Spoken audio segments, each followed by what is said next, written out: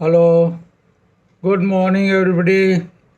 This is Dr. G.K. Kapoor, former professor, International Management Institute, commonly known as IMI, New Delhi. I have been recording a series of lectures on the law relating to contracts in India. So, today I am going to record certain other aspects of the law relating to offer. We shall be looking into number one, express and implied offer, cross offer and counter offer, and then termination or lapse of an offer. And if the time permits, I shall also be talking about the contracts through post or through email. Let us start with the express and implied offer.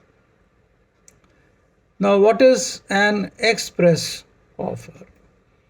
As the term is suggestive of its meaning, that is an offer which is made through the use of words. That is, wherever words are the medium of expression with respect to making of an offer. Now, these words may either be oral or written. We shall say that there comes into being an express offer. The examples are very simple in this particular regard. A asks B, will you buy my car Maruti 800 for say 50,000 rupees? And B says, yes, I am interested and I will buy your Maruti 800 for 50,000 rupees. So there will be an express offer and an express acceptance thereof, and a valid contract will come into being. But you might wonder, can there be any other medium of making an offer that is other than the words spoken or written? Yes, law recognizes implied offer or implied acceptance as equally valid. Now, what is an implied offer? Let's say you are living in Delhi.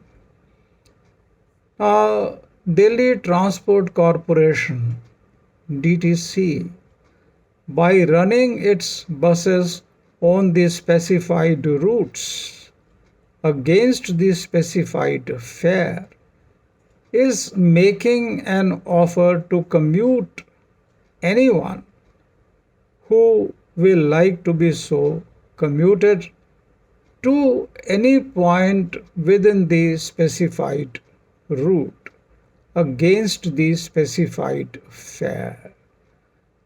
So, by running these buses itself, DTC is making an implied offer. Anyone who wants to be commuted need not be shouting, hey, I want to go to such and such place. Will you take me? No. The one desiring to be commuted just steps into the bus. And now this person becomes bound to pay the specified fare, and the DTC is duty bound to take him safely to his point of destination. In case DTC fails in its obligation, the commuter, the passenger, will have every right to seek the compensation. In an interesting situation, it so happened that a lawyer, along with his wife, boarded a DTC bus from Connaught Place for a place called Saket in South Delhi. En route, close to All India Institute of Medical Sciences, the bus broke down. The passengers were assured that they will be accommodated in the other bus or buses that would be going on that particular route. A few buses came, a few passengers were accommodated, but lawyer was traveling with his wife. They could not enter into those crowded buses. That lawyer had to attend a party in Saket, and therefore he hired a three-wheeler, an auto rickshaw, to reach his point of destination. An ordinary person like you and me probably would have totally forgotten about the whole episode. But the man was a practicing lawyer. He had to go to the court in any case. He made a claim against the DTC, saying that DTC was not in a position to provide him with the alternative transport within a reasonable period of time, and therefore he had to hire an auto rickshaw. DTC must compensate him for the money that he had so spent. Now, on the other side, if it were a private transport company, looking at the fact that the man making a claim is a lawyer, would have probably sent the demanded money. But here it was DTC, a government undertaking. DTC refused to pay the amount. The lawyer preferred a suit in the court of law and won the case also. The court ordered DTC to pay the lawyer the amount of money spent plus legal expenses. Now remember, legal expenses are not the actual legal expenses spent, that is including the fees of the lawyer.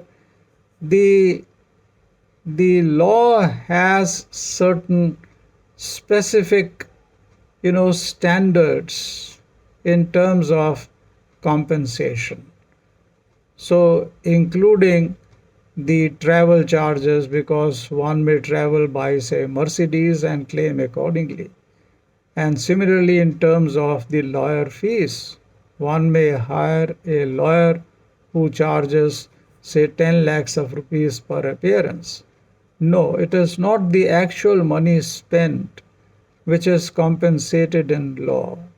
What is compensated is as per the rules which have been prescribed by the government in this particular regard.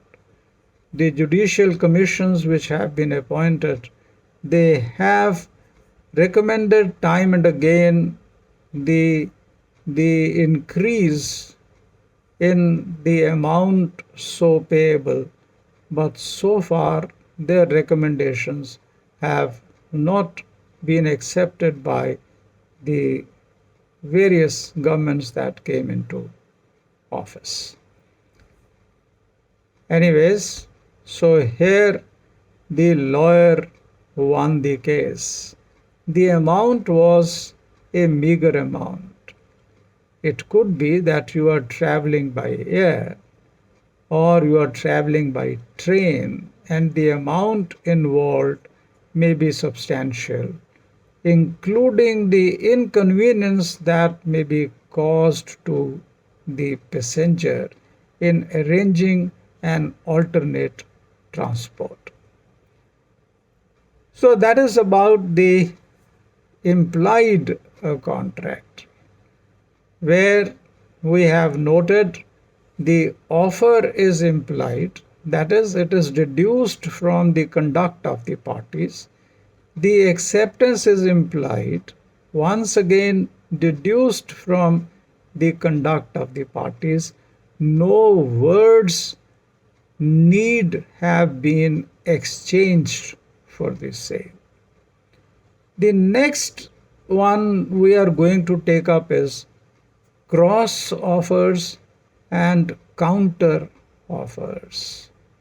There is a difference between the two. Cross offers mean that where two identical offers, they cross each other. So supposing there are two friends, A and B. A wanting to sell his Honda City for 5 lakhs of rupees and B wanting to buy A's Honda City for 5 lakhs of rupees. Both send their offers to each other.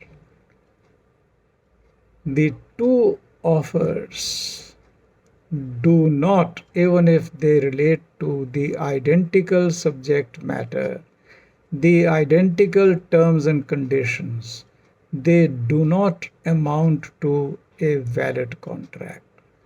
One of these two offers must be accepted to constitute a valid contract. Counter offer, on the other hand, is an offer which is made in return for an offer.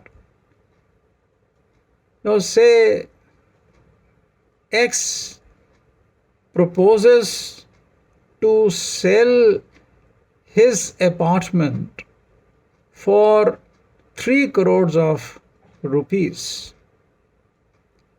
Y is interested in buying that particular apartment but offers 2.5 crores of rupees for the same.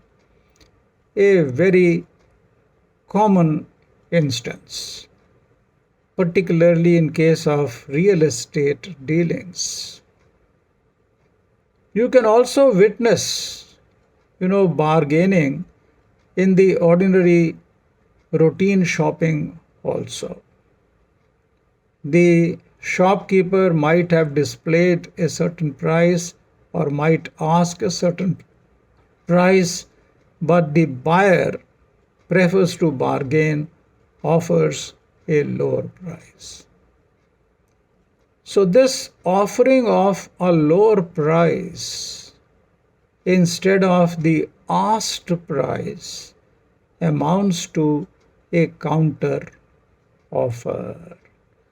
And the counter offer has the effect of terminating the original offer.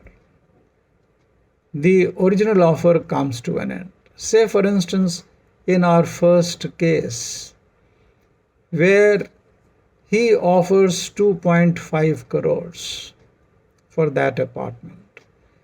Next day, after having come to learn that the price of the apartment is actually more than 3 crores of rupees, he goes back to the seller and says, okay, I am prepared to offer you, or I am prepared to pay you 3 crores of rupees. Now the seller need not accept this. He might say, extremely sorry, today the price is 3.25 crores. This person might wonder, hey, yesterday you were asking for 3 crores, and now when I am offering you 3 crores, how can you not accept that? I have accepted your offer. So you are bound to give me the delivery of the flat against 3 crores of rupees. Answer shall be no. The counter offer of 2.5 crores had actually resulted in the termination of the original offer to sell for 3 crores. Now there is a fresh offer to sell for 3.25 crores. Now, if even today the buyer does not accept that 3.25 crores, goes next day and says, okay, तुम्हारा दिमाग बहुत खराब हो गया हुआ है, ये लो advance, I am ready to buy it for 3.25 crores. So here the seller has a right once again to raise the price to 3.5 crores. The seller might say, नहीं भाई, आज का प्राइस तो 3.5 करोड़ रुपए है, लेना है तो हाँ करो. And if he does not say yes to that also, then that also comes to an end. So counter offer has the effect of terminating the original offer. आपने बहुत बार देखा होगा, दुकान पे एक प्राइस कोट किया गया, आपने उससे लोअर प्राइस कोट किया. अब आपने जो लोअर प्राइस कोट किया वो उसने मना कर दिया और आप दुकान से बाहर आ गए. बाहर आने के बाद आपने सोचा, यार कुछ और हायर अमाउंट जो है वो ऑफ़र कर देता हूँ. आप वापस गए. मान लीजिए आपने 500 रुपये जो उसने बोले थे दुकानदार ने, आपने 400 रुपये बोला था. अब आप गए कि अच्छा ठीक है भाई, 450 रुपये ले लेना. उसने वो भी मना कर दिया. आप फाइनली फिर दोबारा गए कि अच्छा ठीक है यार, तुम्हारा दिमाग तो बहुत ख़राब है, ये लो 500 रुपये. ही माइट से, सर मैंने अब आपको ये सामान बेचना ही नहीं. You cannot insist, right? You cannot insist कि ये माल अब आपको 500 रुपये में बेचा जाए. So this you might have witnessed as a common sight, and please note the law on the subject. Now with this, let me take you to termination or lapse of an offer. When does an offer come to an end? भाई कोई भी offer एक unlimited समय तक खुला नहीं रह सकता. No offer can remain open for an infinite period of time. It comes to an end. But when shall it come to an end? The following situations have been specified in the Indian contract law. These include number one, that an offer comes to an end after the lapse of a stipulated time or after the lapse of a reasonable time. दूसरे शब्दों में कि अगर कोई time period specify किया गया है जिसके बीच में वो ऑफ़र एक्सेप्ट होना चाहिए, तो उस पीरियड की समाप्ति पर वो ऑफ़र ख़त्म हो जाता है। मान लो आज जो है वो शनिवार है और तारीख है 23 तारीख। 23 तारीख शनिवार को मिस्टर एक्स ने मिस्टर वाई को एक ऑफ़र दिया। मान लीजिए मिस्टर एक्स ने अपनी कार 5 लाख रुपए में बेचने के लिए वाई को ऑफ़र दिया और कहा कि अगर आप इंटरेस्टेड हो तो मुझे आप कल शाम तक बता दें, यानी संडे 24 ऑफ अक्टूबर तक बता दें। So now on expiry of that period of time, that is the offer shall lapse on Sunday the 24th October 2021. On Monday, if Y goes with the payment and demands the car, X has every right to refuse the same. But where no time has been stipulated or provided, तो उस case में law कहता है कि offer will come to an end on expiry of a reasonable period of time. अब reasonable period of time क्या होगा? Law में हमेशा रीजनेबल पीरियड ऑफ टाइम को कहा गया है कि depends upon case to case, varying from situation to situation. अब से फॉर इंस्टेंस शेयर मार्केट में एक दिन का पीरियड भी शायद रीजनेबल पीरियड माना जाएगा, लेकिन अगर वही कोई इमूवेबल प्रॉपर्टी बेचने या खरीदने की बात हो तो हफ्ता 10 दिन का टाइम आराम से रीजनेबल पीरियड माना जा सकता है।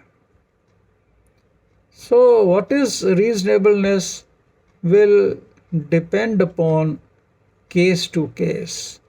एक केस लॉ है Ramsgate Victoria hotel company, Ramsgate RAMSGATE, Ramsgate Victoria VICTORIA, Victoria hotel company versus Montefiore MONTEFIORE।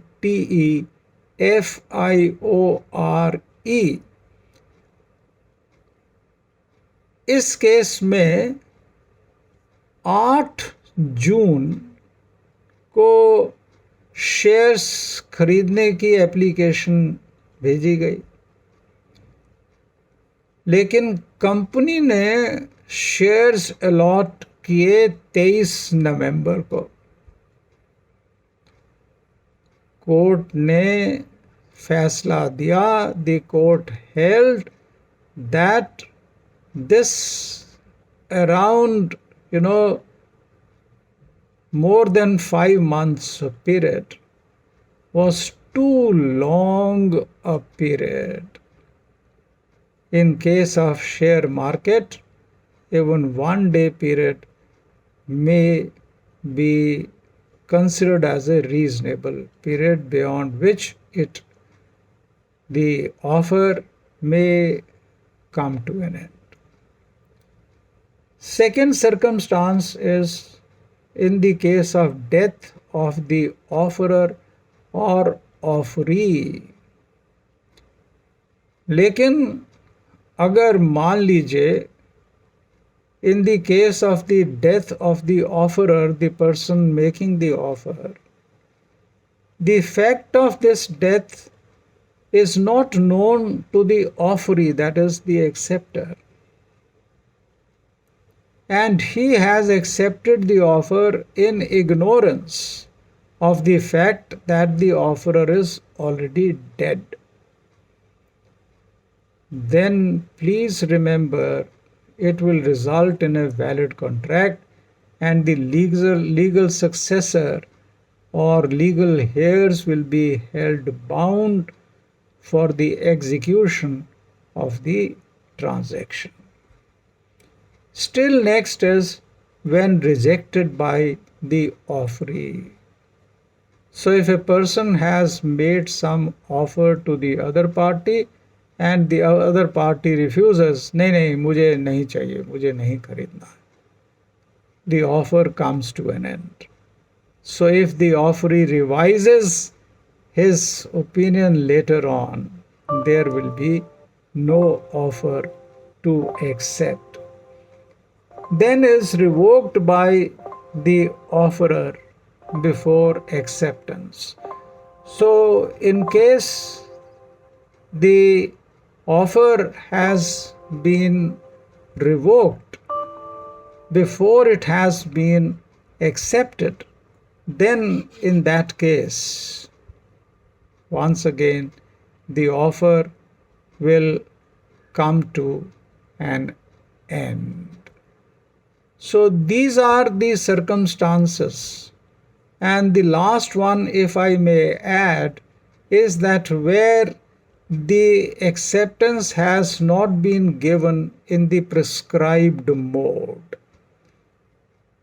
So where the offerer had prescribed the mode, say supposing the offerer has said that reply by email only or reply by fax, and the other person replies through any other mode, say sends a courier accepting the offer. Now here Indian law is slightly liberal. Indian law will say that in such a circumstance, another opportunity must be given to the offeree to accept the offer in the mode prescribed. Only if the other party does not within the stipulated time accept in the prescribed mode, that the offer will stand terminated. So we shall stop here because it's going to be around 30 minutes, is around 29 minutes. So the rest of it, and particularly in my next lecture, I will be discussing a very, very important topic, and that is contracts through post or email. Thank you very much for watching this video. Do send me your comments, your feedback. I shall be looking forward to, so that I can improve upon. Now, today's lecture I have presented in a mixed English Hindi language. Now, on the basis of the feedback received, I plan to make my future presentations in a similar manner. So thank you very much, and have the best of time till we meet next.